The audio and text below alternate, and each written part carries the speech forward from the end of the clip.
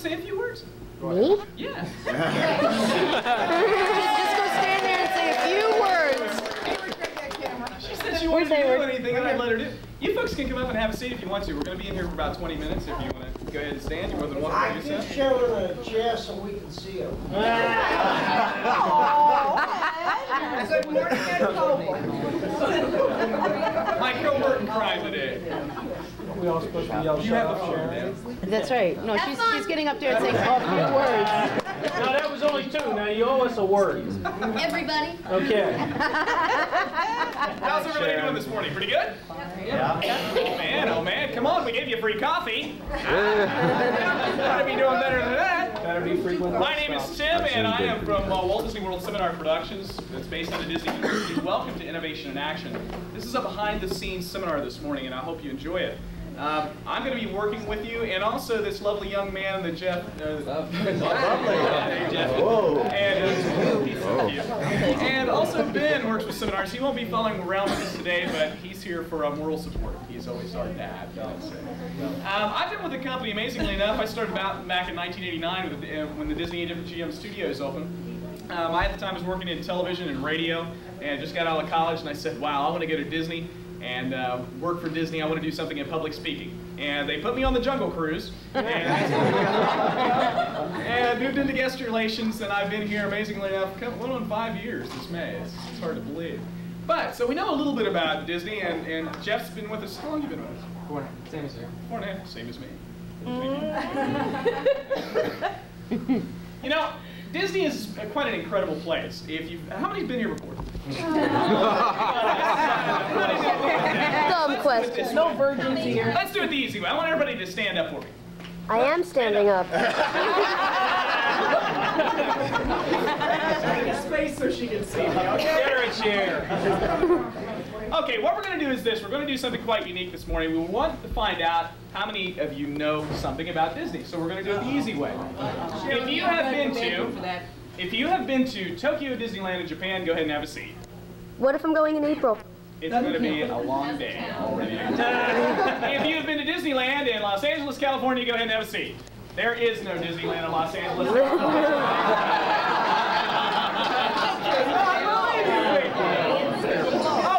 Okay. That's like saying Disney World's in Orlando. If you've been to Disneyland, have a seat. Okay, if you've been to the Disney MGM Studios theme park here in Central Florida, please have a seat. Fantastic. I don't even know. And I've been to Europe 3 weeks ago. Did you really? Did you like it? I love it. I am so jealous. Let's talk. I've still never been there yet. It's going to be a long day. That's my son. That's her. That's my father. Moms are like that, aren't they? That's my brother. You don't want his boyfriend. I was in church last week and I did something like that with my parents. I flew to Ohio, and I'm from Ohio, and the church asked, is there any anniversaries? And it was my mom and dad's anniversary, and I stood up and said, yes, it's my mom and dad's anniversary. They've been married 27 years. I'm 30, but I don't understand what the problem is. Anyhow, let's get started with this. I want you to notice one thing. If you look around the room, everybody has had a seat.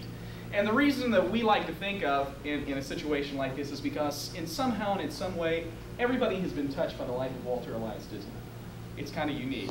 It sounds kind of silly, but at the same time, you know, I live here in Kissimmee, and if you went over in Kissimmee and asked who Tim Halfell was, probably no one on the street would know. But everybody knows the name Walt. It's kind of interesting. What are some of the things you think of when you hear the name Walt Disney? Mickey Mouse. Mickey Mouse. What else? Fun. Fun. Superb service. Marketing. Escorting. Marketing. Sure. Marketing. What else? Setting the standard. Yeah, setting the standard. Wonderful world of Disney. Wonderful world of Disney. You drag confused. Yeah, it's funny. Marketing. We'll market anything, man. We can do it. What else? Anything else? Feel the magic. Magic. Friendly. Friendly. Children. Children, man, they're going with this here. Everybody has a different idea of what Walt Disney stands for in their mind. When I think of Disney, I think of Wonderful World of Disney. That's the first thing I remember on Sunday nights when I was a kid. But what I want you to do this morning is I want you to sort of change gears. I want you to think of Walt this morning as an innovator. As an innovator. Someone willing to take a chance. Someone willing to do different things. And that's what we think of Walt as. And to understand that form, you have to go back in history a little bit. Now, before we do that, let me tell you a little bit about what we're going to do today. We're going to be spending about 20, 30 minutes, probably 25 minutes in this room. And then we're going to be going out and getting on a motor coach and actually going through property. And it's 10 o'clock, so we'll probably be back, what, 1:30? About 1:30. Does that sound good to everybody? Mm-hmm. More the merrier. 5 o'clock? Yeah. That would be perfect. No, we love this. I have a break here. Is there free food involved? Fantastic. I'll drop you off. Going back in history a little bit, you think about back as far back as 1929, Al Jolson's The Jazz Singer had just come out. Why was Al Jolson's The Jazz Singer so important? First talkie. I know I've got a lot of Disney's in here, so I know this is going to fly today. Yeah. What was the first movie? It was first, Walt's attempt at the first use of sound. Steamboat Willie. What was the original character of Steamboat Willie? Mortimer. Why was he named Mortimer? Seemed like a good name until his wife said that Mickey would sound better. It was a stupid name. What else? His wife thought that Mickey was better. Okay, absolutely not. You're all wrong. Oh. You didn't fit the song. C-M-O-R-T-I.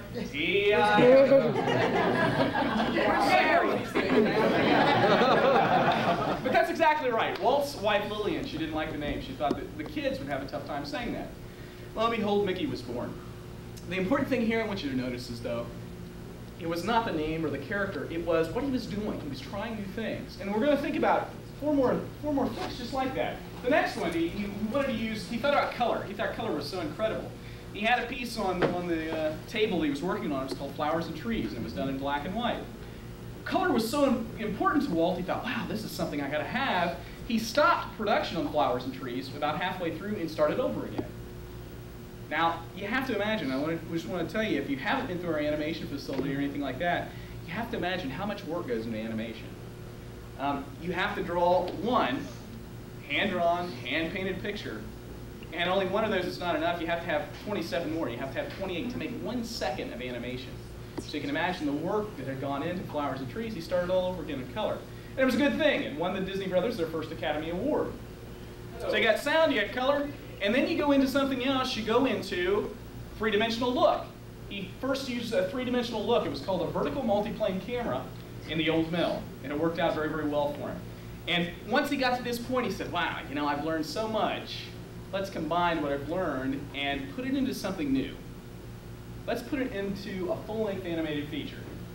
And the thing you have to understand about a full-length animated feature is not only how long it takes to make, but how much money it takes to make. What was the full-length animated feature I'm talking about? Snow White. Snow White. What was so important about Snow White? When did it come out? 1939. 39? 37? 37. 36. 36? Die here, 40! Yeah. 1937? 37. Let's try 37. Oh, yeah, 1993. 1993. 1937, McCarthy Circle Theater, Snow White opens to the public. What was going on in the 30s? Depression. There was no money. Nobody had money. But Walt bet everything he had that this would work out, because his work had always been ahead of just regular movies. I can remember when I went to the movies as a kid, you went, you watched, you got there early so you could see the cartoon. And that's where Walt's work showed up. And he realized, man, nobody's going to appreciate my work if they don't come to just see my stuff. So he created Snow White and the Seven Dwarfs, and it worked out really well. At the time, it cost 25 cents for adults, 10 cents for children. It made nearly $8 million. That's nothing by today's standards, but that was a whopping sum of money, and especially during the 30s.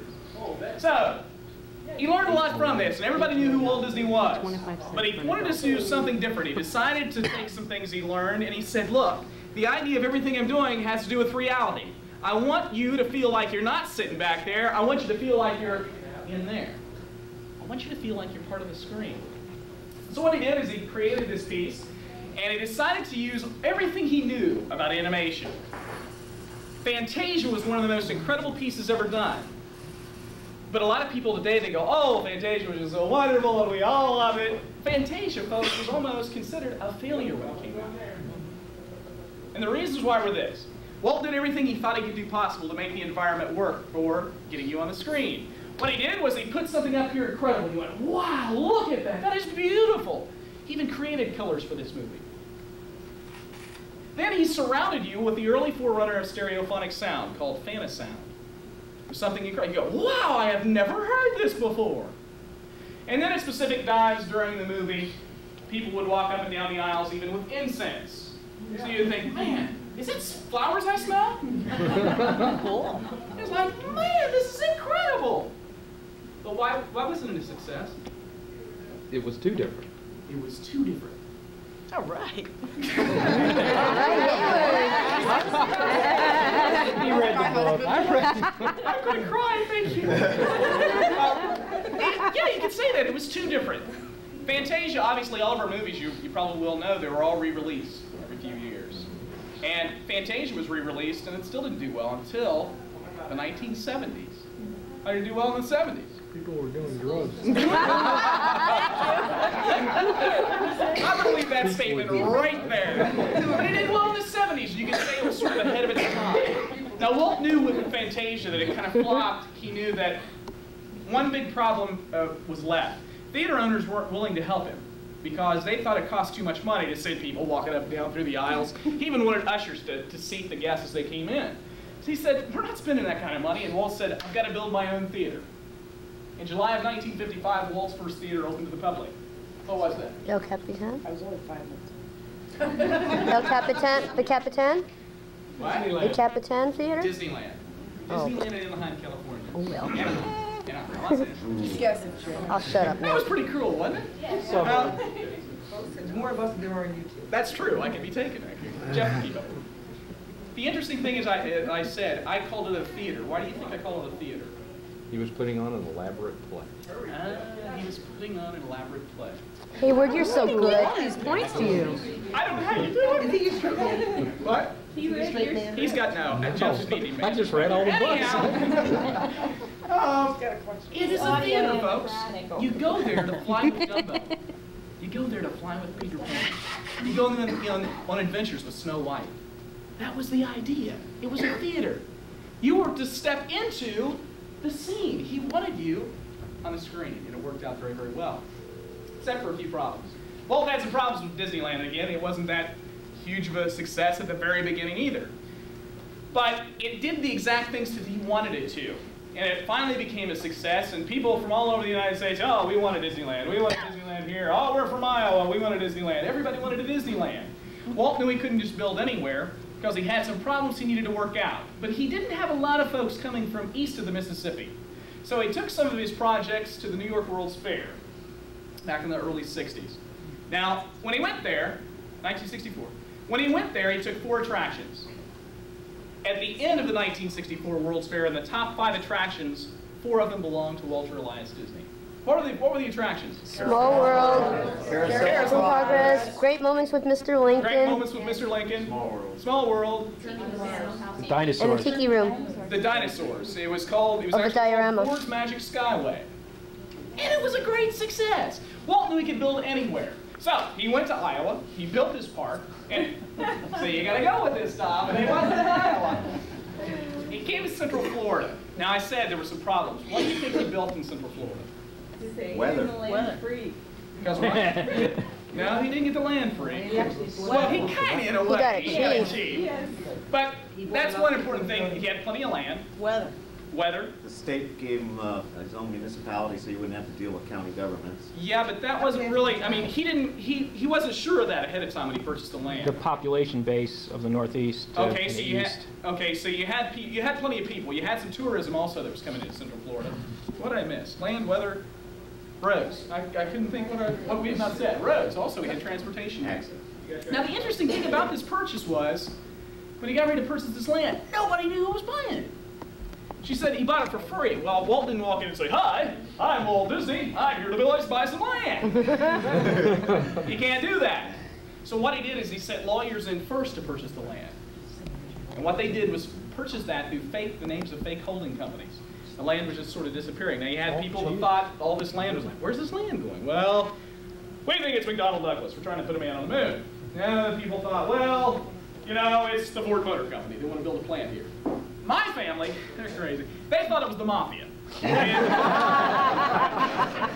thought it was the mafia, but actually they were thinking about legalizing gambling, and that's why.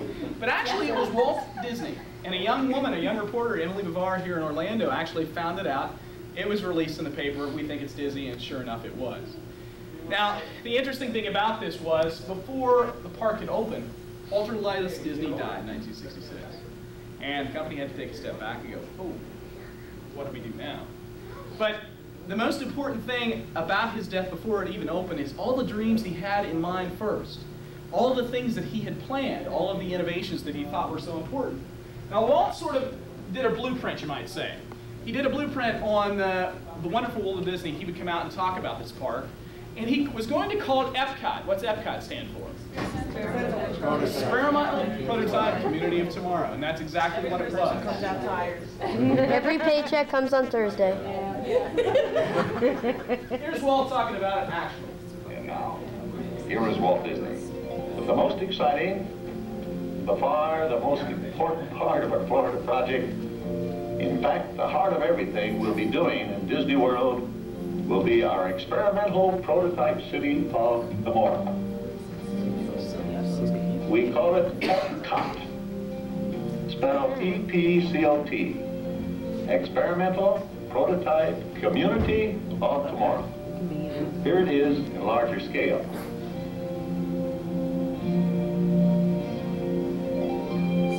Epcot will take its cue from the new ideas and new technologies that are now emerging from the creative centers of American industry. It will be a community of tomorrow that will never be completed, but will always be introducing and testing and demonstrating new materials and new systems. And Epcot will always be a showcase to the world for the ingenuity and imagination of American free enterprise. I don't believe there's a challenge anywhere in the world that's more important to people everywhere than finding solutions to the problems of our cities. But where do we begin? How do we start answering this great challenge? Well, we're convinced we must start with the public need. And the need is not just for curing the old ills of old cities. We think the need is for starting from scratch on virgin land and building a special kind of new community. So that's what Epcot is. An experimental prototype community that will always be in a state of becoming. It will never cease to be a living blueprint of the future, where people actually live a life they can't find anywhere else in the world. Everything in Epcot will be dedicated to the happiness of the people who will live, work, and play here, and those who come here from all around the world to visit our living showcase. We don't presume to know all the answers. In fact, we're counting on the cooperation of American industry to provide their very best thinking during the planning and the creation of our experimental prototype community of tomorrow. And most important of all, when Epcot has become a reality and we find the need for technologies that don't even exist today, it's our hope that Epcot will stimulate American industry to develop new solutions that will meet the needs of people expressed right here in this experimental community. So those were actually some of the ideas that Walt had. Now, the interesting thing about this, as you well know, as I just said a few minutes ago, Walt passed away before the opening of the park. And again, the company was sort of like, whoa, what do we do? Now, I haven't really mentioned his name, but you all know who Roy Disney is, correct? Roy was Walt's brother. And Roy had worked with Walt basically since the beginning. Walt was sort of the idea man, and Roy was the money man. He handled the books, the accounts, and Walt would go, hey, Roy, I've got this great idea. We're going to do this, this, and this. And Roy would go, Walt, we don't have enough money. And Walt would say, well, let's do it anyhow. And that's usually the way it works out. So Roy basically was sort of in semi-retirement at the time of Walt's death, but he came out of retirement. He was asked by the Disney company to come out, and he led the company in opening up Walt Disney World in 1971. The interesting thing about that was he wanted it changed. You noticed it said Disney World. He wanted the name had changed to Walt Disney World. That was in memory of Walt's brother. And finally, everything that he just said, all of these ideas and plans that Walt had laid out, that things were supposed to be innovative, they were supposed to be new, they were supposed to be different, they were supposed to be on top of everybody else, a leadership role. We were always to follow that, and that was the idea. And lo and behold, that's what we tried to do. And in October of 1971, that's what we did, is we actually opened the Disney park. There's a man there, kind of an interesting man that can tell you everything about it. The architectural editor of New York Magazine, recommends that all of New York City's town planning work be turned over to the Walt Disney Mickey Mouse organization because they seem to be the only people in America who are able to get anything done. Don't laugh. When you look around at this new town they have built here in Central Florida, you will think he is right. It is the most imaginative and most effective piece of urban planning in America. And that is totally aside from the Mickey Mouse amusement park area itself. It is outside of the park on Disney's own land, which is about twice the size of Manhattan. On this they have built roads, transportation systems, lakes, golf courses, campgrounds, riding stables, stores, hotels, and so on. And they all fit together in a setting of land, air, and water better than any other urban environment in America. We all remember seeing years ago those slick, futuristic drawings saying what the future of the American city was going to be. Gleaming buildings, fast monorails, people in one place, cars in another. Well, this is the future, and none of it has happened. Nobody has done it but Disney.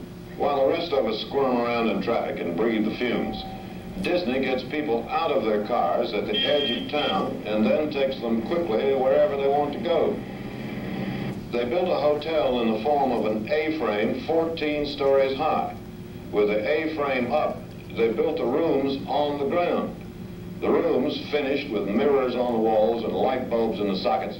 Cranes lifted them up and slid them into the hotel. It was finished in a fraction of the usual time. Deliveries are in tunnels, no trucks double parked in the streets. Trash collection is an underground vacuum system going through pipes to one central place. No trucks rattling trash cans, hauling away half and spilling half. And the place is clean. It is true, of course, that Disney people don't have to deal with all of the social, ethnic, racial, and other urban problems. But it is also true that big cities generally don't deal with them either. It is also true that Disney does not have to deal with the city hall bureaucracy. All of those lumps of people shuffling paper, explaining why nothing can be done until they get more tax money. And when they get more tax money, nothing is done then either. After Disney's people take over the big cities, we'll talk about bringing them to Washington.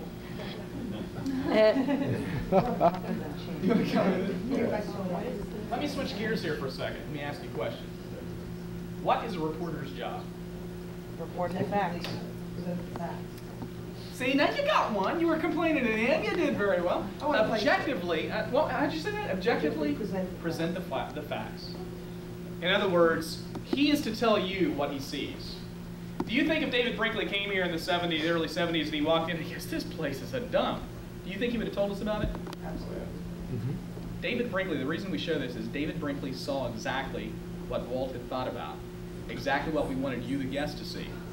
He wanted you to see something that was different, something that was an innovation, a community that was working together. That was the idea. So, obviously with the success of Magic Kingdom, the revenue generated by that, we went ahead and built Epcot Center. They carried on a lot of those innovations into the building of that in 1982.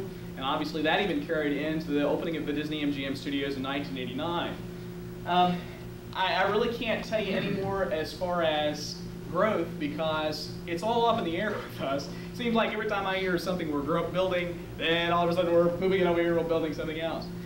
Well, Michael Eisner sort of stated a fact that we were in what was called the Disney decade. We were going to have 10 years of growth. There was a fourth theme park to come, and obviously that's still on the drawing boards. I've heard 30,000 different ideas of what that park may be.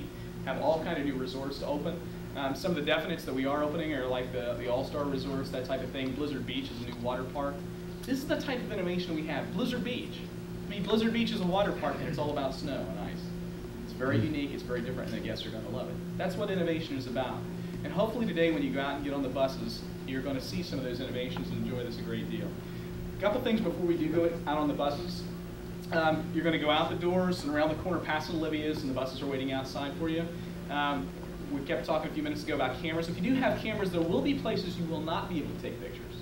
But there are places you can, and we'll be sure to tell you. If you have any questions, please ask us. Well, we have Sharon. But there will be backstage areas. Okay, fantastic. Let us go and get on the motor. And so, here we go.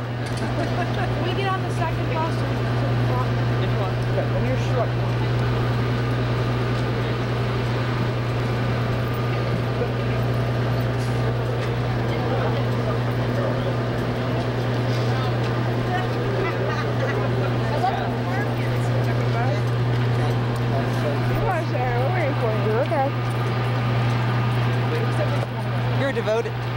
Majorly.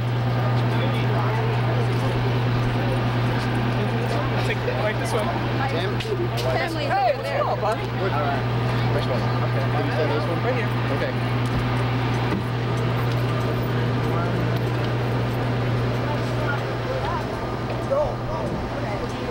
For some reason, I thought you were in front of me. Hi, Sharon. Hi.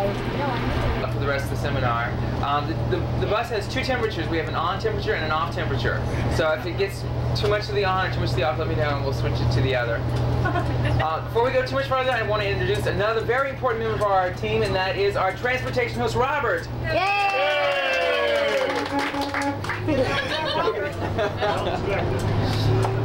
Sesame Street. So since Tim gave a little bit of background about himself, I'll tell you a little bit about me. I'm from Louisiana, a real small town between New Orleans and Baton Rouge. Can you hear me in the back all right? A little bit hard. A little bit hard? We're trying to simple a little bit. Continue talking. Test it. Betty, pick up. Betty, pick up. Okay. So a real small town in Louisiana called Gonzales. It's about halfway between New Orleans and Baton Rouge. I know where Gonzales. Do you really? Where are you from? I used to live in Slidell. There you go. And there you go. Slidell. Very typical Disney fanatic family. You know, they come down here 3-4 times a year. Now that I work here, it seems much too much. But back when I was a kid, it seemed wonderful. And I always wanted to work here. So about 4.5 years ago, I got enough courage, threw out my worldly goods in my old beat-up Trans Am car, drove down here, went to casting, and I said, you know, I've always wanted to work here, you know, I'll take whatever you got. And they said, well, all we have is, we need somebody to wipe down dirty strollers at the studios and pack, you know, stack them up until about midnight every night. If that's all you got, that's what I'll take. So I did that for about 3 months, and they moved me to the information booth right in the middle of the park, crossroads of the world, right at the gates. And I did that for about another year, and then I was promoted to a position called a lead position. It's kind of like a working foreman in the real world. And then I was reading our cast newspaper, it's called Eyes and Ears, and they had a little article about parade auditions coming up for the new surprise celebration parade. So I thought, you know, I've always wanted to do the parade, you know, what the heck, I'll go for it. So I went to the second day of auditions. There were only 300 people at this one. There were 800 the day before I went. So I'm at the auditions, and all they kept were some guys at the very end, after like the 2-hour audition process. So I finished my final dance little thing, and the show director says, Jeff, do you have any athletic ability? Well, I played football in high school. He says, do you have any problems with balance? And I knew they were using still walkers in the new parade. I said, you're not leading up to a still walking thing, are you? And he says, that's all we have. We need 5 still walkers. Do you want to do it or not? I'll take it. So they taught me how to do stilts. So in addition to teaching seminars, you can see me in the 3 o'clock day parade, about 10 feet up in the air, dancing on stilts. You're welcome to, you know, yell my name, wave to me. Just don't trip me, because I'll fall and I'll fall on you. And I've done it 3 times, so take me for my word. So right now with the surprise parade not going on, I am in the Christmas parade. I'm one of the core dancers in front of the Cinderella Castle float. So you can look for me again. What time is the 3 o'clock parade? Well, sir, if you'd like to 3 o'clock in Town Square is where it steps off. But if you'd like a different view, you can see it in Frontierland at 3:15, where it might not be as crowded. He got you. I figured he would. How many times are we going to get asked? So I don't know. Do you have any questions? I hate to. I know y'all probably don't have any questions. You just want to see. Y'all probably know everything about as much as I do. We'll find out. Y'all all know the whole Disney lingo about on stage and backstage. Is it everyone? If you're not familiar with that, because I don't want to take too much for granted, but I know y'all know a lot, and I hate to talk down to you. Cast members and casting instead of employees and jobs and all that. Okay, cool. No uniforms, we have costumes, the whole bit. Okay. Everyone cool with that? Yeah. What are your bets for the 4th park? Is it going to be the zoo? I hate to take bets on that at all anymore. I don't know. Can you repeat the question? The question, am I taking bets on what the 4th theme park is going to be? The zoo thing sounds... WDI has a big old mock-up of they have a big scale mock-up of what they want to do for that. So I think that's furthest along in planning. No, we don't like it. I don't know. You don't like it? I like it. It needs another zoo.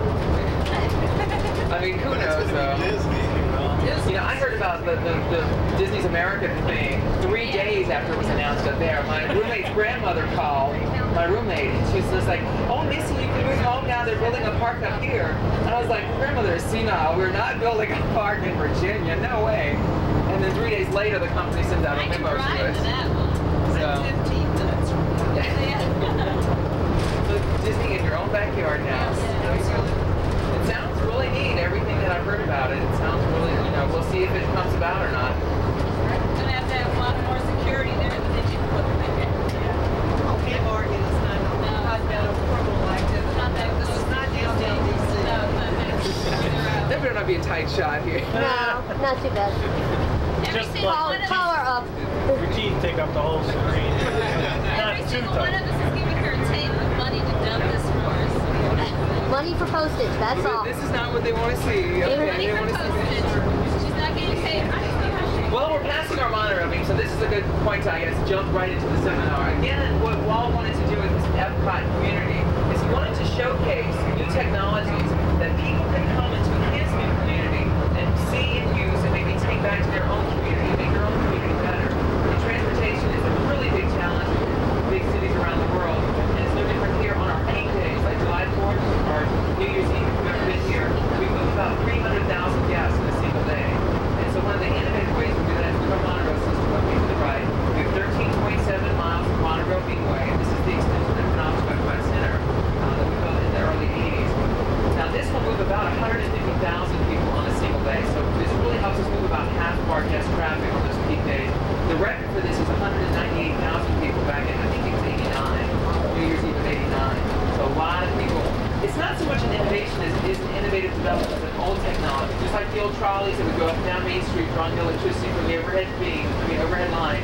We just take the trolley tracks and we've elevated them so we can still develop the land underneath. The trolley car we've wrapped around the beam, so it's a saddle beam monorail, and it draws its electricity from the metal strip at the bottom of the beam. Because it is all electric, it is very efficient, very quiet, and non-polluting. In fact, it has about a 98% reliability factor. The city of Houston has been studying our monorail system, and at one time there was a proposal on the table to build a monorail based on our design in downtown Houston. And I think the cost kind of scared them off. When we did this extension, it cost about $2.5 million a mile. And the newest Mark 6 monorail trains were about $1 million a piece. So Houston's kind of leery about the cost. But the good thing about the monorail system is people will use it. I mean, people don't think of this as, a form of transportation. They think of it as a ride, it's an attraction to them. And so 150,000 people a day will get on that as opposed to getting in their car and moving over to Epcot Center or somewhere else. So again, our whole philosophy of our transportation challenge here is we want to park our guests in central areas and allow them to use Disney transportation wherever they go in our community. So the monorail doesn't go to, say, GDC. You probably found that out this morning. So we use a multifaceted approach where we use innovative means like the monorail in conjunction with more mundane means like motor coaches and steam trains and watercraft and trams. Just about anything that moves we put into use in our transportation network. So once you have parked your car in one of our central parking areas, you no longer have to use it until you're ready to leave. Over to your left, this is our main car parking lot for the Magic Kingdom. It's about 124 acres. We can park over 12,000 cars, until 12,100. They use it for bus training. And on those peak days, we'll use the grassy areas all around here. We'll park about 17,000 cars. But once your car is there, just right across the street is the Transportation and Ticket Center. And from that central nerve center, you can connect to any point on Disney property, any point in our community. Yes, sir. They're going to extend the monorail to the studio and GM Studio? I have seen plans for it. I don't know. The cost is they're still waiting for more things to get in place in that area where they can connect more than just the studios and make the financial figures work out. When they're talking about like the boardwalk area now still, and even some studio resort hotels. And I think once there are more profit centers in place around it to generate revenue for the system, then they'll work it all in together. So it's just a matter of juggling the numbers to get the financing for it. But I think eventually we'll have it out there. Yes, sir. I heard in the parking lots there's little strips of trees where water runs off the parking lots and down into the through layers of filtration and carries it all away just for. Yeah, well, see that middle, that green area in the middle? That's actually a big old sinkhole. It was here when we came. It didn't develop after we built the parking lot, but we sort of built around it to keep, because it is very pretty and it breaks up all the asphalt. But water is really important. Again, Walt, one of his key philosophies in developing all this property is we had all this swampland, and he wanted to show the world that you can even go into the middle of swampland and develop a very profitable business and not destroy that ecosystem that you were building around or into. And so water then is really important. So the whole parking lot is sloped down here to this northwestern corner, and you see the beginnings of a moat right here. So all the rainwater that collects on the parking lot, or when we wash it down, it becomes contaminated with the gas and the oil, cigarettes, that kind of thing. It's all collected in this moat right here. The roads are all built on sandbars. So you can see we're several feet up above true ground level, and they're all built on sandbars. And you'll see when we make the corner here, the golf trap system, the water trap on the other side. So all the water is collected in this moat. It's lined with a real fine St. Lucie sand and gravel, and that helps to remove the impurities. And then it travels underneath the road through that sandbar into the water trap system. And then the water trap system is hooked into a very extensive water management system for the whole property. What Walt did when we were first building here, he put together a committee of advisors from the environment. He had representatives from the Sierra Club, the National Audubon Society, and so forth, to make recommendations on how to develop in this really sensitive ecosystem area. And they said, instead of just draining all the water off of the area, like most developers would do, and then developing on whatever land was left over, that pretty much kills off that ecosystem. They said, why don't you just control the water on your developed areas and funnel it into the swampland?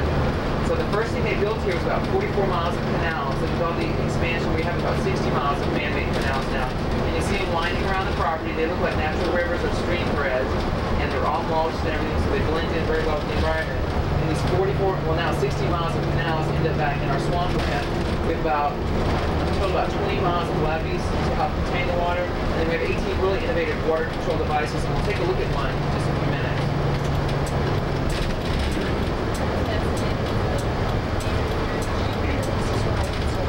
It's on a hinge up against the gate, and the gate is holding the water in the water trap system up to a constant level. Whenever we get a lot of rainfall, the water level behind the gate is going to start building up, creating more pressure, and that's going to counteract the ballast, and it's going to push that gate open automatically. And then on the left-hand side, you'll see part of that 60 miles of canal that lead back into the swampy area. So whenever we have a lot of rainfall, that excess rainwater pushes that gate open and then flows down into the canal, back into our conservation area. Once the water level has subsided, but there's not enough water pressure to keep it open, then these two silver cylinders then have enough ballast in it to push the gate closed again. So this all happens without electricity and without human monitoring, which is very important for us. We are the lightning strike capital of North America. There are more ground-to-air lightning strikes in Central Florida than any other part of the country. And we didn't want a lightning strike to take out these 18 gates and flood all of our developed areas in the middle of a major thunderstorm or something. And then we didn't want to have to send a cast member out there either to open them up manually. So this works very, very well for us. A number of people say, well, why don't you just build a dam? That works, you know, pretty much the same. You get the same water level on that recreational end. But this also gives us a lot of control over those levels as well. When we feel a hurricane might be approaching that might make landfall in our area, we'll go around and we can open up all of those gates, and we'll lower the water table in those basins by about 3 or 4 feet. Then as the hurricane approaches, we'll go back and we'll close them all. And then if a hurricane would hit us, then all that excess rainwater is just absorbed by those basins like Bay Lake, Seven Seas Lagoon, and all these water trap systems. And then it just brings it up back to its natural levels. And then that protects not only our developed land here, but it also protects Orlando, Kissimmee, and Polk County as well, because we're all hooked into the same water management system. So it gives us a lot of control, a lot of innovation in it. And again, no electricity and no human monitoring. Very, very well. The other part of that is the conservation area over here to your left. You'll see little wooden walkways leading back into that. There is a cypress swamp in the middle of this, a couple of miles away. So it's very vast. It's about 7,500 acres of land that we have set aside that Disney will never develop. And it's very important again because all that excess rainwater is funneled back there into that swamp. And we get most of our excess rainwater in the summer, which works well for the swamp because that's when the plants need all of that water for germination. During the winter, when they're dormant, we're not sending as much water back there. So this is a design, a land planning design that has won several national awards in keeping a very pristine ecosystem in place while still developing a very profitable business around it. And believe me, our parks are profitable. I mean, I'm sure some of you are stockholders, and you got our annual report last year. Parks brought in $3 billion last year. And, you know, a good chunk of that was right here. So again, it does work very, very well for us.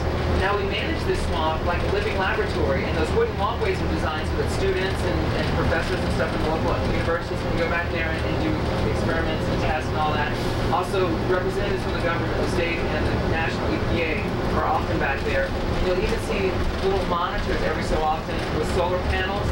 There's a computer analyzing device in there that monitors the quality of the ground and surface water, and the results are then sent to the U.S. Geological Survey by satellite.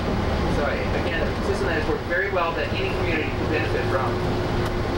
That's, yes ma'am.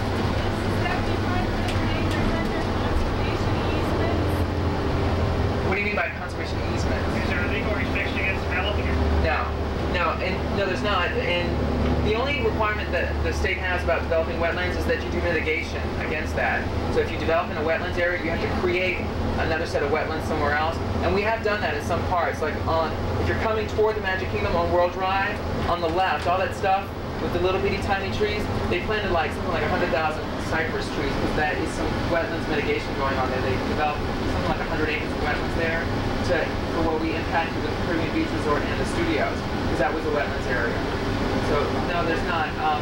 I'll tell you a little bit more about the Disney Wilderness Preserve just a little bit, because that kind of ties in with that and how we're also doing that. But right now I want to talk about the wastewater treatment plant. The other part of the water equation is what we need for fresh water. And we draw about 11 million gallons of water from the Florida aquifer right beneath the property. And that is an enormous amount of water to draw from an aquifer.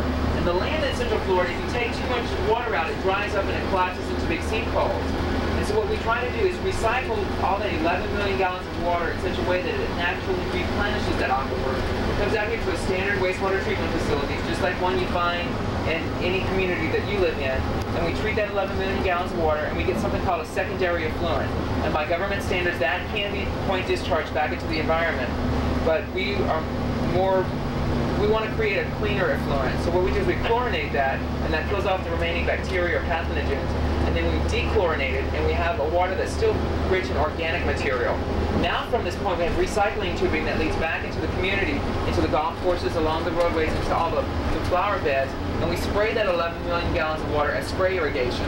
The plants then absorb the organic material and use it as food, and eventually as it settles back down through the different layers of sediment, it purifies it to about 99.9% purity again, and it naturally replenishes that aquifer. It's a system that goes on and on and on. The other part of the water equation, and Sharon, you can just keep filming away if you want to do the wastewater treatment plant, you go right ahead. The other part of that is the solids or the sludges, you know, and we recycle that 100% as well. We take the remaining solids and we dewater that as much as possible. And then we bring it over here to this area, and we've developed what we are calling static aerobic beds or piles. The material, the sludge, is laid out on gravel beds, and we mix it with more organic material like sawdust and grass clippings and leaves, that sort of thing. It's kind of mixed up every day, and through that gravel we have tubing that draws oxygen through those different piles. And as it draws oxygen through it, it naturally heats that pile up to about 180 degrees Fahrenheit, and that creates a curing process that kills the pathogens in there. After about a 28 to 30 day curing process, there's no pathogens left. We remove it, we mix it with sand, and we use it as a soil amendment. And we spread that along our golf courses and in our flower beds. And that's how we keep the beautiful green areas that you see without affecting the environment by dumping this back into the environment. Yes, sir? Are these the famous chocolate bricks we heard about? Can we turn right here? Stop right here.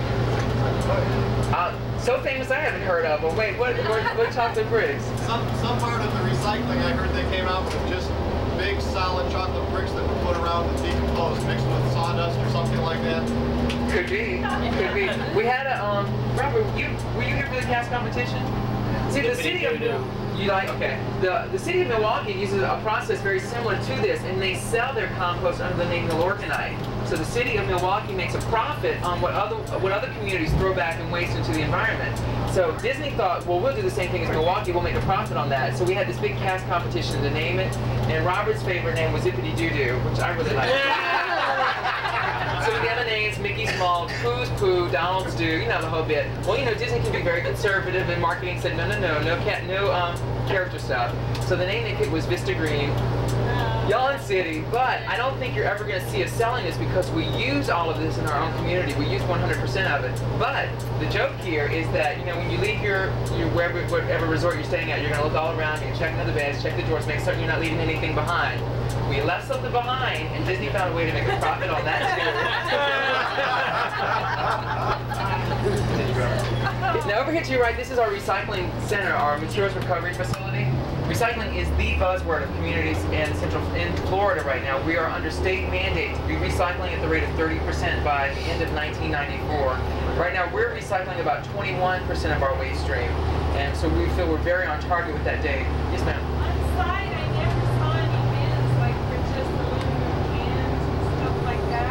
Well, in the past, like, I guess 4 years, we've been in a real intensive backstage educational process with our cast members because the company didn't think if cast members hadn't bought into the idea of recycling, our guests would never do it.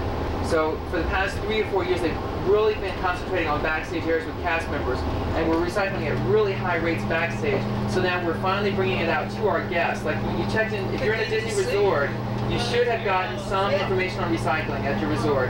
And all that garbage is sorted. Whatever you throw away in your room is hand sorted at that resort, so they can remove any recycles. And now that our guests are starting to participate in our resort areas, the next step is to bring it out to the parks. So the next thing you will see bins in the parks, maybe cans to gather aluminum. We're experimenting with different polystyrenes, even compostable, like eating utensils and plates that our guests can then source separate. So that's the next step, is to bring it out to our guests in the parks.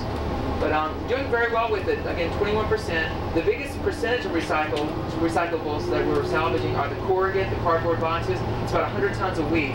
And we're doing about 30 tons of the mixed office paper. And you can see the different things that we do remove from the waste stream. The polystyrenes, the steel cans, aluminum, the office paper, that sort of thing. What's the new industrial complex you're building? This is all part of the weather affects the mix of those composting piles. So they're going to start covering all of the piles now is what they're doing. Is that what you, yeah, they're going to put sheds, and they're going to put this process under sheds for all of this. One here. Yeah, just like that. I think what they're building back there specifically for is going to be to recycle food table scraps. We went through a process where we were recycling it and we were pasteurizing it and we were selling it to a pig farmer or pig grower or whatever you call it. Right. And they were using it as pig food, and I don't know if that was working out right, or I think it maybe couldn't handle the volume of food. So table scraps that people don't need at their table are now going to be brought out here, and we're composting them as well, and along with like horticulture waste and stuff like that. And then food that is not touched, you know, like sort of like a buffet service or something like that, and it's not touched or it's fixed in the bag, that is sent off to the Second Harvest Food Bank. And we recycle between 20 and 40 tons of food a week that way, and it's distributed to the needy. Do they do that at the resorts as well? Yes, it's mainly at the resorts for that. Because at the restaurants and the parks, it's mainly fixed as you order it, so there's not a lot. Except like Tristan House. Yeah. Now, when we were looking for an area to recycle, to test our spray irrigation and the zippity-doo-doo, we turned over here to our tree farm. This is a 120-acre facility. About 105 acres is the actual tree farm. For every 6 show trees that we have in the parks and resorts, we have 1 understudy tree back here ready to take its place. Any guesses as to what the #1 depth of trees is in Disney parks? Kids being on them. The guess aren't that bad yet, but that's Freeze. No, not freezes, but that's a good guess. Lightning, that's it. Lightning. We lost 12 palm trees at the studios last year alone to lightning strikes. So what horticulture would do is overnight they would go in, dig up the stricken tree, bring its understudy out and plant it, and then the next day, none of our guests would really realize that there had been an interruption in the show. The other part of this facility is about 15 acres of covered greenhouses, and you'll see those over to your left. If you brought all the colored annual plants that you see in our parks to provide that constant color, you brought those into one area, it would cover about 6.5 acres of land. We replace those every 6 to 8 weeks or so. And so it takes about 2 million plants a year to provide that constant color. So the nursery area acts as like a backstage warehouse because we buy those from outside contractors for the most part. But they're also responsible for experimentation with the zippity-doo-doo, the spray irrigation, that sort of thing. They also experiment with new types of plants that grow well in the Florida climate, but look like varieties from somewhere else, like the Canadian Pavilion, the recreation of Busch Art Gardens, the Victoria Gardens. Most of those plants are not indigenous to Canada, but they look like varieties that do. And a lot of those varieties were developed back here. And the nursery is also responsible for developing all of our specialty plants like our topiaries here. Now we are going to get off the motor coach here, and you can take pictures in this area, so there's no problem in this area. I do ask that you please do not wander away from the topiary areas. Please do not wander to any of the greenhouses or anywhere else. They are on that spray irrigation system, and it's computer controlled. I have no idea when it'll go off. So if we can gather over here by the elephant in the back, I'll talk about topiary production. Types of topiaries that you're going to see around the parks and the resort areas. The ones right here in production are called box topiaries. We start with a metal frame that's melted out of rebar. The guy who does this, his name is William Robertson, and he's been a Disney artist for years. He used to design like character logo art for t-shirts and stuff like that, and he started doing these for us. He also did all the topiaries for the movie Edward Scissorhands. We referred him to the production company. He did all of those. Those were all plastic. Ours are real. But he designs these frames and he welds them, and then he sends them out to Horticulture. And Horticulture places the frames in soil that's contained in a cypress box. And wherever the frame touches the soil, we plant a single plant. So the elephant here has 4, the little pig here has 4, the bear here has 2, Let me see. See, like the little dancing hippo there only has one running up through that one leg. And then as the plant grows, they'll use green tie wraps to help train it to the shape, and then they keep trimming it to the shape of the form about once a week, maybe twice a week when it's, once every 2 weeks when it's not a growing season. Then when it's ready to be placed on show, they allow this to grow about 1 inch outside of the frame, and then they shape it to the form. So the form never leaves it, this metal form is always here. And then they dig a hole the size of the entire box, and they remove all of the hardware from the box, and a big crane will lift it and put the whole thing in the hole, and then we'll pull the slats out. And that way there's no shock to the root system while it's being transplanted. While it is back here, we do use drip irrigation. You see all the tubings leading into it. This lets us monitor what we're getting to the root system and also conserves a lot of water. We draw 11 million gallons of water a day. We want to conserve as much as possible. Now, these really do take a long time to grow. Like the smaller ones take about 5 years to grow. The larger ones can take 12 to 15 years to grow. So Bill came up with a new way of doing this. You see how this elephant here is hinged. The bigger ones now, they pull apart and they're on a hinge, and we start with a lot bigger plant, and then we'll hinge it down over the plant, and that really cuts off a number of years off the growing season. Now, because we are in that Disney decade and we're growing so fast, we need these a lot quicker than the box topiaries allow us to produce them. So we have another kind called sphagnum moss, and I want to go take you and show you those as well.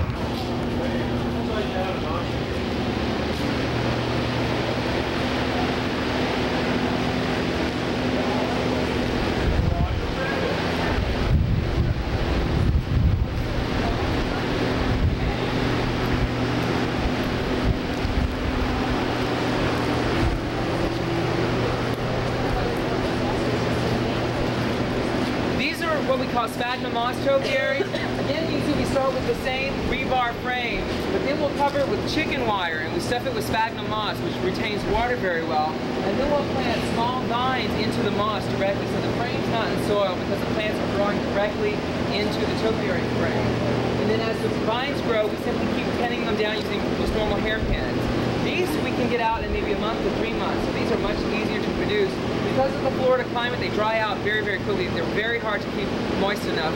So we plan on these lasting only about a year or so. But again, we can replace them a lot quicker. We can also get a lot more innovative. Like you can see Mickey here. There's a little conduit leading up his foot, and that goes into a motor that's inside of his stomach, and that allows his hand to wave. So we have two right in front of the castle. As you're coming up Main Street, Mickey and Minnie topiaries are waving to you as you're coming down Main Street. Also, let me see, the hippopotamus here, Hyacinth from Fantasia, when they're ready to put her out on show, they'll take pink begonias, and they plant it in that tutu, which is a pink tutu. So we can get really creative with these. One of my favorite ones is we have a Sorcerer Mickey one. I think it's up in New York right now, Rockefeller Center. But they make the cape out of red begonias, and then they animate his arm with a motor like that. And then there's fiber optics that go up his arm into a magic wand that he waves. So get real creative. A lot of these you can see, these are not usually designed to be permanent, like the Mickey one here. That's the one that holds the clapboard as you're going onto the backstage studio tour. You may have noticed that we're growing a boxed one. It was over there by where we were at. So these are not usually designed to be on show forever. We'll try to replace them with box topiaries as we can produce them. The third type of topiary are the big field-grown ones, the big trees and shrubs that we do just keep cutting over and over and over until they reach the shape that they want. Usually it's some kind of strange or futuristic shape, or maybe geometric, and those are in usually Future World and Tomorrowland. My favorites are the big upside-down Dixie cup trees of the Contemporary, and those took a vacation out here. When we added on the convention center, all of those were dug up and they were replanted here for about 6 months. So even our plants get vacations every now and then.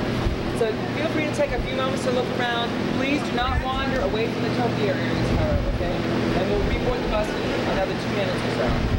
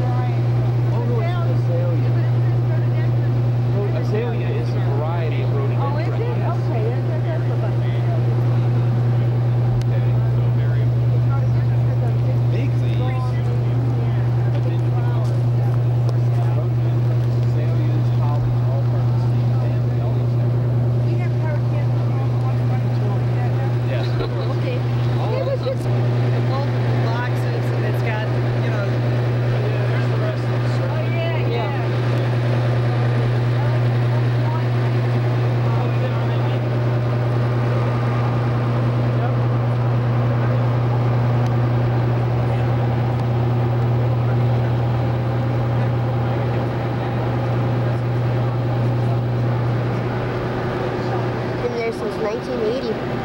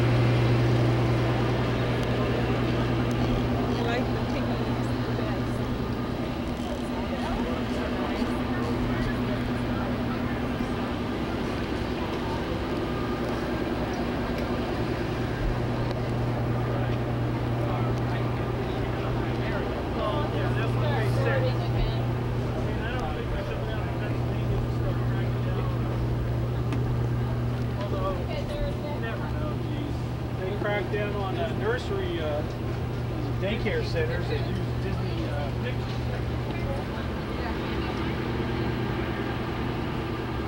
Road. We used to have some plastic topiaries there. That's why that road is called Topiary Drive. We had some plastic topiaries. As you were approaching the Contemporary, you could pull your car off on the side of the road and put your kids on top of these plastic topiaries and get some really cool pictures. But a lot of our guests were beginning to think that all of our topiaries were plastic. And the horticulture people got really offended by that. So they removed all the plastic ones except for one. There's a plastic one over at the Disney Village Marketplace. And it's right by a bench, so you can put your arm around it and put your kid right next to it again. But someone was asking me, how do we protect these? So all of our live topiaries out there in the guest accessible area, we do try to put a hedge around it, or a formal garden bed around it, flower bed around it, so people can't get up to it and touch it too very much. Over here to your left, you can see our state-of-the-art hanging basket production facility. We have about 1,500 hanging baskets at any one time. About 1,000 are in production, and then we have about 500 out on show. There is a mechanism that runs through the center of that where they can put a hanging basket on it and it moves down in like an assembly line fashion, and it's watered and fertilized and then rotated through the sun and everything. Yeah, I don't have that automated system. No. It's called remembering water. That's called, if you need to get any information out. You're the automation, self-automation. Now, I want to. The Disney Wilderness Preserve. We were talking about wetlands mitigation and stuff. The company has. They have like their 20-year build-out plan for the property, and as part of this building, some of the new stuff like Yellowstone Village Resorts and all that kind of stuff. I think we're going to impact about 300 acres of wetlands, and instead of us creating. I think you have to do it for a 2-to-1 ratio. Like for every 1 acre of wetlands you infringe upon, you have to create 2 additional wetlands somewhere else. The company says instead of creating these little pockets of wetlands somewhere else, we're going with more a whole ecosystem approach. So we bought, it's called the old Walker Ranch, and it's about 10-15 miles away from here. It's 8,500 acres. So the Nature Conservancy has wanted for a number of years. It has about 12 different ecosystems on it, and there's something like 15 different endangered species that live there. So the company has bought all of that, and we're putting up about, they said it was going to be about $7-8 million to do some work on that and bring it back to its original ecosystem status. Because it used to be like some ranchers had cattle on there, and they kind of disrupted the land and stuff. So the company bought that 8,500 acres of land and is deeding it over to the Nature Conservancy, and then doing mitigation on that land in exchange for infringing upon the 300 acres of wetlands on our land. So it's won, in fact, it just won a national award as an innovative design in wetlands mitigation, taking more of a whole system approach as opposed to just creating pockets. Because what most developers in Florida will do to mitigate against that, they'll build like a small little wetlands, and then it's surrounded by a parking lot. Because that doesn't really do anything. I mean, yeah, you created maybe a couple acres of wetlands, but if it's in the middle of a parking lot, what good is it? Directors, and who we want to be the mayors, and then we deed them land, and then they vote for themselves because they're the only people that can vote. So then they vote themselves into office. Sounds fishy to me. What are they going to do when celebrations come? What if they want to that's a become good king? point. When celebrations, that's why we don't have all that many real residents, because we can't have a lot of people voting on where we can put the next park or where we can, So with celebration, Now that's planned to have about 20,000 residents. They want to build about 8,000 single-family and multi-family dwellings, and at eventual build-out have about 20,000 residents. Once that is completed, that is going to be de-annexed from the district, and it's going to be given back to Osceola County. And Osceola County is very excited. It kind of says, oh, well, we're just going to shove it off on Osceola. But Osceola is really excited about it because it's supposed to add about $1.5 billion to their tax roll over the next 20 years. So Osceola is really excited about the whole thing. And celebrations should very much be like that prototype city that Walt had in that video. I mean, they want to have a really multimodal transportation system there, some very innovative school systems. They want all of the houses to be hooked into a fiber optic library. This is the whole bit. It should be really, really leading edge, cutting edge. And anybody can buy a house there and move into it. Now, it won't be cheap. It won't be cheap. We tell them that. It does keep growing.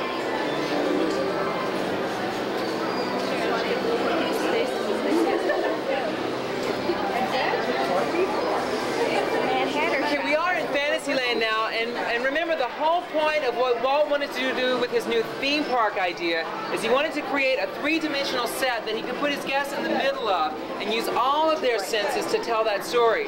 So now that we're in Fantasyland, it should have been a very abrupt transition for you going from that backstage area to an onstage area. And so now everything in here should influence you to bring you back to a medieval carnival tournament type atmosphere.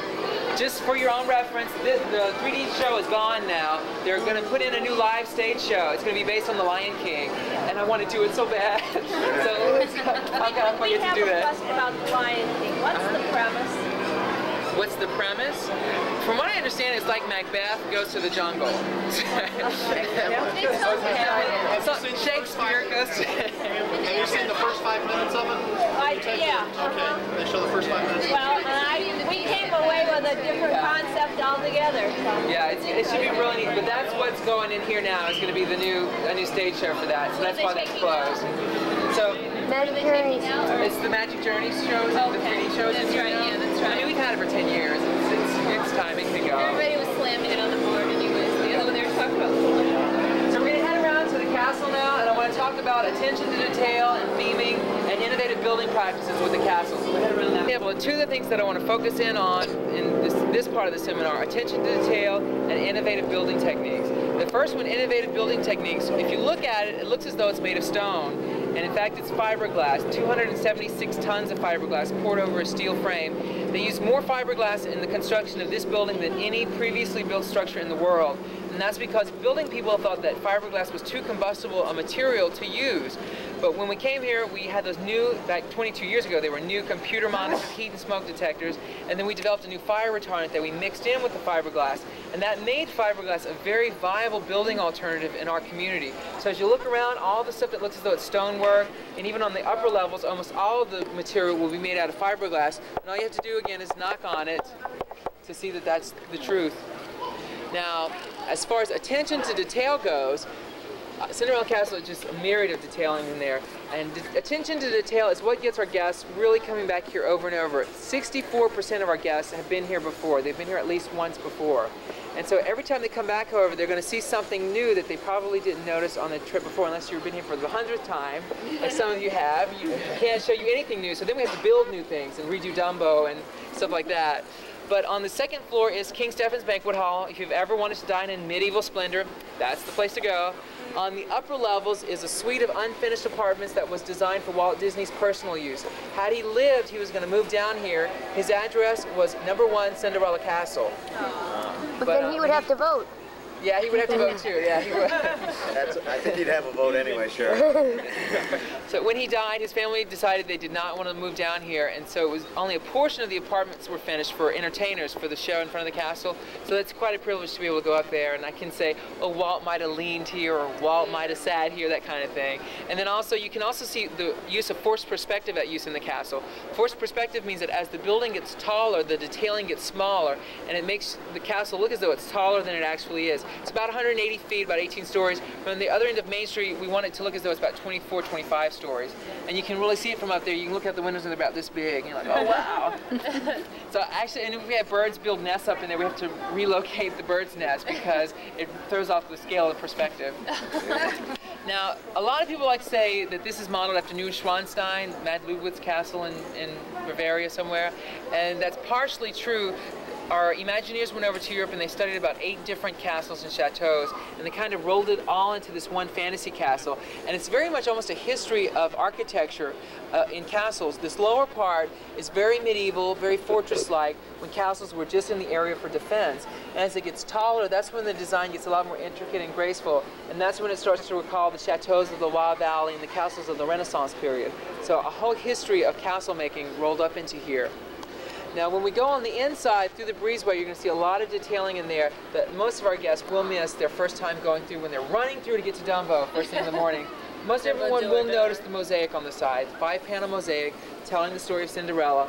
That is the only piece of non-commissioned artwork in the Magic Kingdom that is signed by the Imagineer. Her name is Dorothea Redmond, and you'll see her name right as you go in on the lower right-hand corner. No other artwork in the kingdom has the Imagineer's name on it except for that one. But our executives liked it so much, they said, well, Dorothea, you can put your name on it. Almost 1 million bits of hand-cut, hand-placed glass, 500 different hues of color, and the gold and the silver are the real thing. It's fused right into the glass. So don't anybody try to chip out a piece of gold there. You'll see into the capitals of the columns at the top are the birds and the mice carved into it from the story Cinderella. And the background music playing in the back are the classics from the castle stories, Snow White and Cinderella and Sleeping Beauty, that sort of thing. So let's go in and take a look at some of those other detailings. Good. One of my favorite artistic details worked into the mosaic here. This is where Cinderella is trying on the glass slipper to show she's the one for Prince Charming. And you can see the 2 stepsisters. One is turning green with envy, and the other one is turning red with rage over the fact that it fits her. Then you can see the birds and the mice being carved into the fiberglass. And the attention to detailing here is so authentic. The arch design in this roof here is taken from the medieval Louvre, and the hinge designs were an actual recreation of a 15th century design from a castle in Bavaria.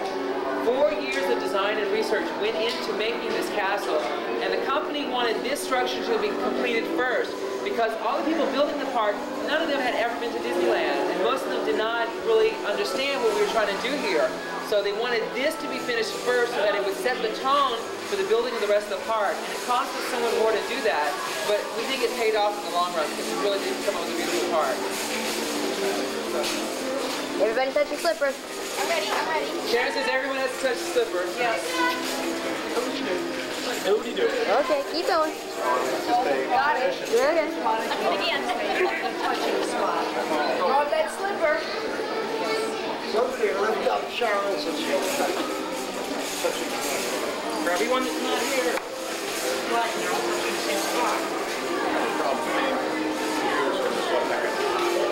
You didn't touch your slipper.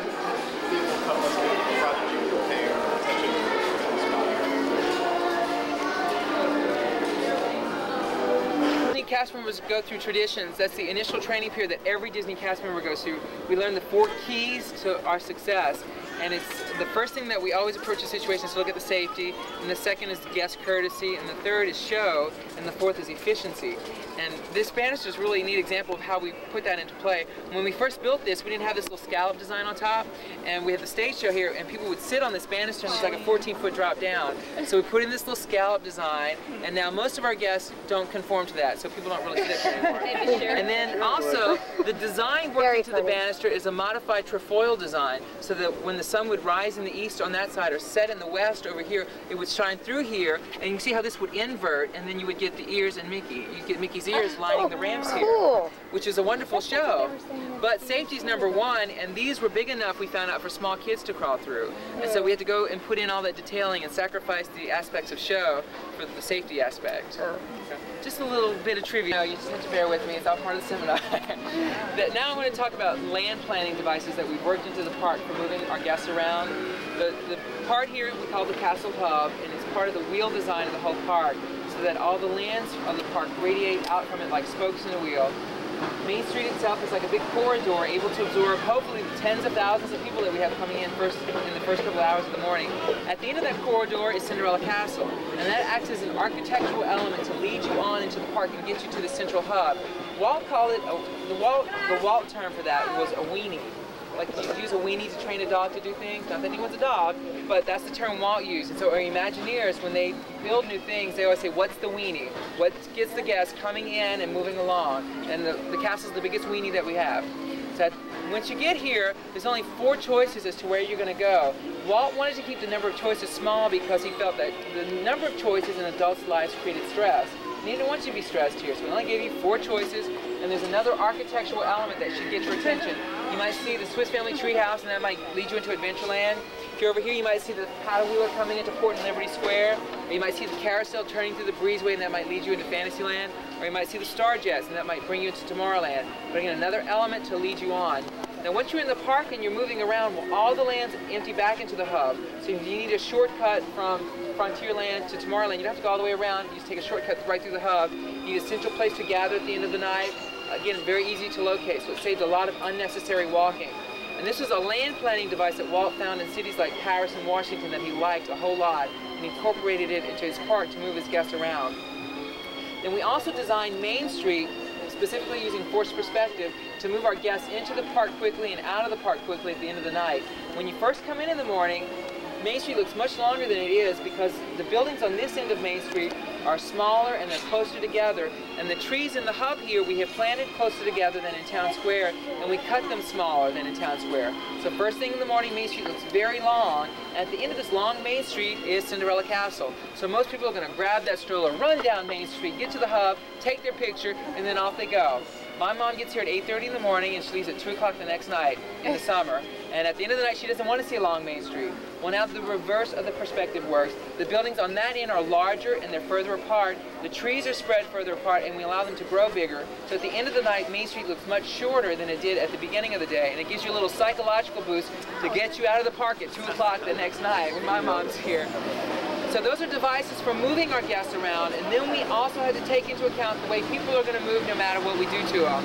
And one of the secrets of getting into lines and stuff is to get into the left-hand line because people naturally go to the right. In fact, Pirates of the Caribbean, if both queues are open, the one on the left is about a 15-minute shorter wait because there's a whole extra holding room on the right-hand side that's not on the left. And so if you take a look at the bridges, the one going into Tomorrowland is twice as big as any of the other bridges. And if you start in Tomorrowland, there's a decline in the gradient going down into Fantasyland. There's a hill that goes down into Liberty Square, and then further the gradient declines into Frontierland. That gets you to Adventureland, and then Adventureland is one big long ramp bringing you all the way back up into the hub. And that was designed to especially help our guests traveling in wheelchairs make their way around the park. We say start in Tomorrowland, and it's pretty much all downhill from there. So land planning devices to move people around, and land planning devices to take into account the way they're going to move no matter what you do. Any questions? A question? Anything anyone wants to add? How are they doing about the weenie Splash Mountain now? When people come, they're going that way. Well, certainly, but you don't see it from here, so, but yeah. Like I said, certain things you just can't do. So we have a train that brings you back there really quickly. Well, well, you see it in the morning with the pre-park. From yeah, TBC? Yeah, we do the surprises. We're in the morning, and then you can see even the main guests over here. Everybody's waiting to go that way. Nobody's lined up over here. We're all waiting to go that way. Well, see now, so now it really works. You can go to the right now and then miss everybody. Yeah. Then you got all the Space Mountain people over there too. Yeah, so you get some. Yeah. See, it's balanced out, so it works. Someone, was you asking about the castle come apart? Someone asked me about the castle. They had read that it comes apart. The upper levels do, the upper turrets and all, do disassemble with a crane in case of a hurricane approaching. They do I don't think it's ever been done, but we need about 18 hours notice to evacuate the park and to secure it completely in case of a hurricane. And part of that would be to disassemble the castle. They take in all the hanging baskets, all the garbage cans, all the chairs, all that's brought in. And then a hurricane ride-out crew stays in the tunnel the whole time and then gets the park set up again once the hurricane's passed. Have you ever had any of the hurricanes even come through? We haven't had that happen yet. We've come close a couple of times and we've closed early. We've never had to close because of a hurricane. Okay, let's head down Main Street. We'll talk about theming on Main Street. Torture Jeff and leave the rest of us alone. I like this.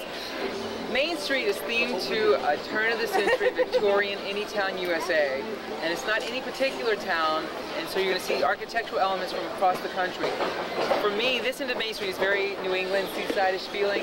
Center Street with the wrought iron really reminds me of home, of New Orleans. And the other end of Main Street is much more Midwestern, like Missouri where Walt was born. So it's any town USA, but it's all turn-of-the-century Victorian.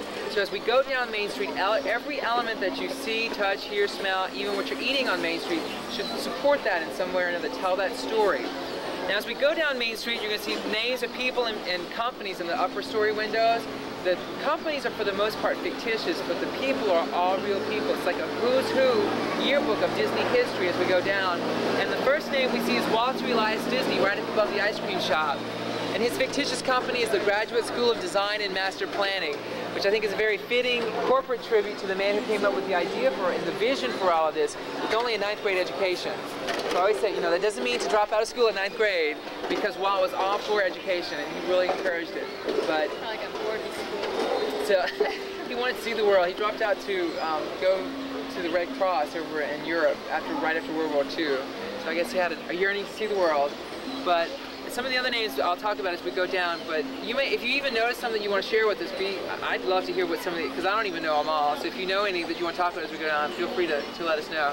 I like to cross the street and head past the Penny Arcade and gather underneath the yellow awnings over there. The buildings, like the castle, are still done in forced perspective. Main Street Market House right across from us looks as though it's 3 stories. Uptown Jewelers looks as though it's maybe 4. Again, it's just forced perspective. The detailing gets smaller as the stories get higher, and it just tricks your eye into that. There are only 2-story buildings behind there, but they are real buildings behind the facades. On the upper stories, we have all of our office space for our major parks division. I believe security is housed right up above here, and operations is above this area. Merchandise offices are up above the Emporium, and the entertainment offices are right up above us right now. I'm told that they used to be real windows that people could look out of while they were doing their job, but work productivity wasn't high enough. So they wouldn't put a catwalk in, and they boarded it all up now. So you have to work while you're up there, get that productivity out. Some of the names I want to point out from here. The original Dick Nunes Gym, right in that yellow building, right above the shadow box. Dick Nunes is now the chairman of Walt Disney Attractions, but he started in 1955 as a gopher for the guy designing the training program for Disneyland. His name was Van France Arsdale. And he was his gopher. He would get the coffee, he'd make the foot charts, and Walt took a liking to him and became Walt's protege. When Walt died and Roy took over building all this, he became Roy's right-hand man. And the early 1970s, all the contractors, we were building all of this using outside contractors, and they came up to Roy and they said, Roy, we're not going to have this open October 1st of 71. You know, how do you want to deal with that? And Roy turned to Dick and he says, I don't know, Dick, what do you think we should do? And Dick said, oh, guys, don't worry about it. You don't have to worry about it anymore because you're fired. And Dick fired all the contractors, formed our own construction company, Buena Vista Construction. We still have it to this day. Got this open October 1st, 1971. He was laying the grass. Dick himself was out at the Contemporary laying the sod for the Contemporary September 30th, 1971. You know, and this all opened a mere 400% over budget. That's all. But it opened on time. Opened on time. Right underneath that, Ron Miller, in still the middle window underneath Dick Nunes. Ron Miller is one of Walt Disney's son-in-laws. He's married to Walt's daughter Diane, and he was our chief executive officer until Michael Eisner took over. So if you're familiar with the Storming the Kingdom bid and the corporate rating and all that, that's the name you'll be familiar with. Walt's other daughter, Sharon Lund, was on our board of directors until about, I think, 3 months ago, and she passed away. So we still really do rely on the Disney family a lot. In fact, Roy's son, Roy E. Disney, is still one of our vice chairmen, and he now heads our animation department. And he was one of the driving forces behind having Frank and Mike take over back in '84. And when they came on board, they offered him whatever he wanted, and he said he wanted to take over animation. And he squeezed a bunch of money out of them to develop a new computer-assisted post-production system for animated films. And that's the only way now that we're creating films is through this computer-assisted process. In fact, the Aladdin film did not have a single hand-painted cell in it. It was all done totally with computers. And when they did the big auction at Sotheby's of the cell, that was all made specifically just for that auction, because we didn't have any. And so they had to make those up, one-of-a-kinds, just to auction them for that auction. The entire thing, well, it's not CAD, well, computer-aided design. I don't think they call it CAD, but it's a different word for it. But CAPS is the system that they're using. Okay. It's still the drawings on here, right? It's just the painting. There were no cells used. No, I don't mean the cells. I mean the artist's the background. The sketches. Yeah, they do have, yeah, well, they do the storyboard stuff, and then, but there are no cells in use. Yeah, I hope. It should. Yeah. Those horses are lovely. Yeah. And see, I guess it goes back, because over the years we've been doing, like, with 101 Dalmatians, they went to the xerographic process, and they refined that a lot over the years, and now it's just all computers now. It's really neat. Some other names that you might not know what they are, but right above the market house, in the two middle windows, the center window on the right, it lists 7 real estate companies. Those are the 7 secret land companies that came in and bought up all the original acreage here. And then when we were on Cloaking Dagger Days, so that they're kind of memorialized there for all time. So as you go down the street, there might be names you recognize, some you don't, but again, it's a who's who of Disney history. So, look, talking about the red carpet down in the tunnels, you look down the sidewalk and we give our guests the red carpet treatment on Main Street. Can you think of some other reasons why we might have a red sidewalk or a red cement? We use it a lot now in the parks. Doesn't reflect. Somebody spills something on it, it doesn't show. We found it does hide dirt. It kind of blends into the crevices and it does hide it a little bit better. Reflecting the sun? The heat, the sun. Yeah. The black asphalt absorbs a lot of solar radiation, which the red does not, so it helps mitigate against the heat.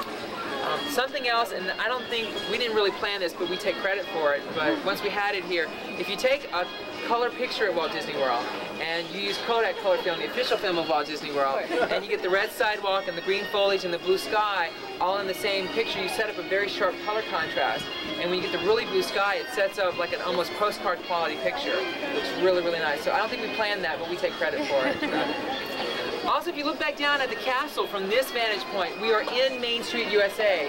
And at the turn of the century, there was no fantasy castle at the end of Main Street. So when you're in Main Street, USA, the awnings and the trees conspire to hide that from you, and you have to be in the corridor where it's leading you into the park to actually see the castle. Okay, so, yeah, let's head on. Any questions or comments or anything anyone else wants to point out about this area? The smells? I'm gonna, I want to save that. I want to head down to the other side of the tree. I want to have a pop quiz on theming. So when we get down to the tree, I want you to take notice, we're going down Main Street, what you saw, smelled, you know, heard that would theme Main Street to turn of the century Victorian America. So take a look around. The horses, very good. Trolleys. And the trolleys, and the music. So good, we got sounds here in addition to other things. Even the horses, the sound of the horses will be part of that.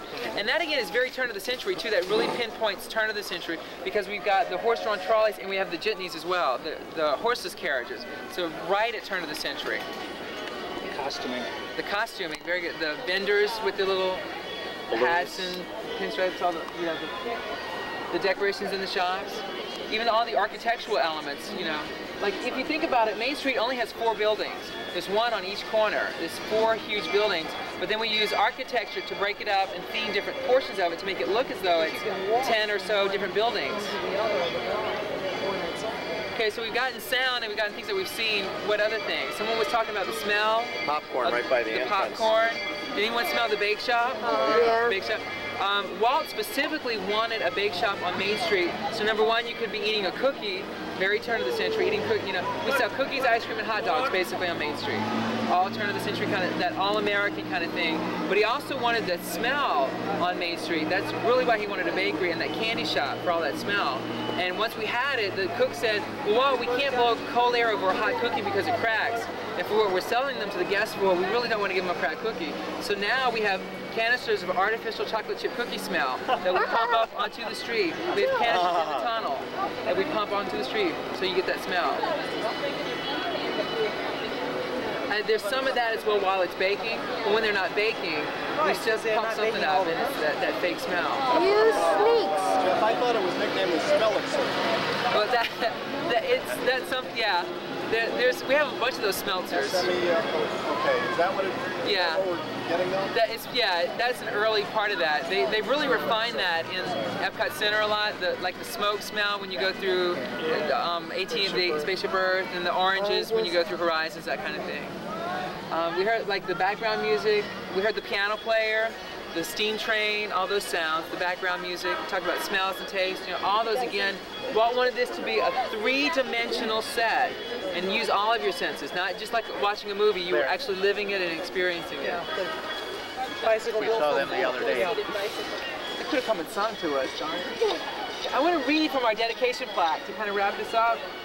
It says, Walt Disney World is a tribute to the philosophy and life of Walter Elias Disney, and to the talents, the dedication, and the loyalty of the entire Disney organization that made Walt Disney's dream come true. May Walt Disney World bring joy and inspiration and new knowledge to all who come to this happy place, a magic kingdom where the young at heart of all ages can laugh and play and learn together. And the learn part is what we always want to key in on these seminars, because it's so easy to look around at all this and just think of Walt Disney World as a fantasy playground. And what Walt wanted this to be was that experimental prototype community of tomorrow, where people could come into his new community and see systems in place that they could take back to their own communities and make their own communities a better place. That was Walt's dying hope, is that people would be able to do this. And that's why we have these seminars. That's why we allow guests to come into those backstage areas where we normally would not. I always like to finish, you look around and a lot of people like to say, oh, this all began with a mouse. It all began with one man named Walter Elias Disney, and he had a dream, but he was also a doer. And he had that dream and he acted on it, and it grew until it became this experimental prototype community of tomorrow that you got a chance to see today. And even though you are just one person in your community, you have the same capacity to change your community the same way Walt did with his. And that's always what we want to leave you with as we finish this seminar. Is there anything I can answer from this vantage point before we head back to the motor coach? I know some people want to stay in the park. That's fine, but we need to get back on the bus, and we'll bring you back around and drop you off at the main gate, because you will need your admissions ticket to get back into the park. But that's fine. There's no problem with dropping people off at the main gate. Any other questions, though? Okay. Let's head to the motor coach, and while we're on it, if you have any other questions, I'll certainly answer them while we're there. See if Robert's made it back here. Jeff, we do have to balance cost effectiveness with the show. In fact, we learned a really hard lesson when we did the American Adventure over at Epcot Center. They just went hog wild, and all those bricks, there's 100,000 bricks in that American Adventure facade. They're all handmade of pink Georgia clay using the process that they did 200 years ago, and it cost an absolute fortune, and none of our guests, no one realizes that it's handmade pink Georgia clay bricks. So, it gets to a point where you can actually put too much into something where you're not getting your money's worth. And I think that's probably the reason why we don't actually have real cobblestone for all of Main Street. Because we do have some cobblestone in Liberty Square. To make that more authentic, it's supposed to be like I don't know, it's supposed to represent something, but we do have it there. That also. Sorry. Yeah, I know. I was on a watch them with a 5-year-old went on my blusher 13 times. My husband really appreciated my helping out.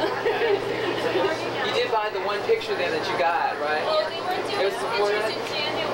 So you have to do it again, at least once you have proof that you did it. I have to get here. What time in there? December. It's January, February, February. So 35 times when we did testing. David Johnson said, yeah, David Johnson wrote about that big time. I think the record was something like 70-something times. It's about hours and hours of it. It's not like Peter Pan. Can you take us in here? Well, no. It'll be open soon enough. May 28th is projected opening date. Jeff, what's a soft opening for Tower of Terror, do you know? I haven't heard. And, he's asking about soft opening for Tower of Terror. I really don't know, because they still haven't pinpointed it one spring of '94 for guests. I don't know. But supposedly Sunset Boulevard itself is going to be open very soon. In fact, I think they're opening it now for cast members to walk through. So Sunset Boulevard itself will probably be open within a month. What is they going to have on it besides the Tower of Terror? As far as attractions, that's it. There's going to be some shops and restaurants and that kind of stuff. I think they want to put a trolley in, a trolley to go up and down the street. I don't know how quickly they're going to do that, but I saw that. I think there are tracks in place for that. It's the same going to be. The same as Hollywood Boulevard. Oh, okay. Just to get a plan of Hollywood too? Yeah, it's going to be over by the AMC theater. If you're like facing the AMC, it'll be like on the right by the water there, by the parking lot. Yeah, Arnold Schwarzenegger and Bruce Willis. Was Bruce Willis here for that? I don't think it was Bruce. It was Arnold and Bruce Willis. Stallone. That's the one. Yeah, it was Sylvester Stallone and Arnold Schwarzenegger were both here for the ribbon cutting, groundbreaking ceremonies for that during it was like the 19th or 20th of November.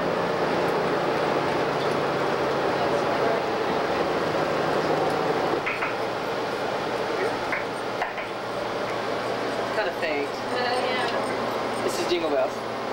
Ooh. That's enough of the watch. Another question up there? Any celebrities here this week that you're aware of? Regis is coming this weekend. Ooh, Regis is here. Kathy was here last weekend. Ooh, the Rovers, Regis Philbin's here. Ooh. I have a question. Yes. Where do you go on vacation? Where do I go on vacation? Let me see. Where do I go? Back home in Louisiana. I did go to Euro last year though. Euro was there? You had gone there? It's just awesome. That is just an awesome park. It's got to make money soon. If it doesn't, I hope they just break it apart and ship it back over here to us. Yeah. God, it is just so incredible. They could always ship it to Texas. How about New York? Let's put it in New York. I saw there was like this cartoon in the newspaper one time, how to make Euro Disney profitable. And then they had like these different things about food, like the French culture, like moments to make it real. I don't know, it was really nice. And then the last one was ship it to Missouri, and we opened it, and they had like the gates, Euro Disney, all the wonder of Europe without the hassle, and then millions of people streaming in through the gates. Yeah, that would work. It would. Well, let's all give our transportation host Robert a huge round of applause. And I want to thank y'all. I hope you have a good time. Y'all aren't doing any conferences or anything. You're just all here for a vacation, right? Oh, yeah, did have meetings. Oh, We're all together. No, it was fun meetings. Oh, they were fun. Okay. Sharon says they were fun. Were they? They were all social. Oh, social meetings. It's not work. Social. Not work related. That's not a meeting. That's why we're all gotta get together. 3 different computer systems that started out on local computer systems that all decided to come here at the same time. Just to have fun, though. It's not like you're studying computers. No. Okay. We're all on vacation. I thought you meant by meetings. Oh, gosh. A lot of us have never met each other. Most of us have never met each other electronically. We've been communicating for like 3 years and never met each other face to face. And we're having a pizza party tonight at Fort Wilderness if you want to come. 9 o'clock. And the trails end at 9 o'clock. Yep. Bev's buying for everybody. No, I might just come out. I'm caroling with Universal's cast choir. Wow! So, What? I kind of infiltrated their group. We got that on tape too. They needed another tenor. My friend's directing it, so we're going out to. only under duress. Yeah, well, it's really a great cause. We went out to the Orlando Rescue Mission last night and the Edgewood Children's Ranch. We're going to nursing homes and hospitals and stuff. Nice. So last year I got to go with the characters out to the hospital visits, but I can't do it this year because I'm in parade every day and I can't do it because of that. So it's like, well, I have to do something to give something back, so I'm doing it that way. Just taught a bunch of Girl Scouts. Thank you, Jim. Thank you.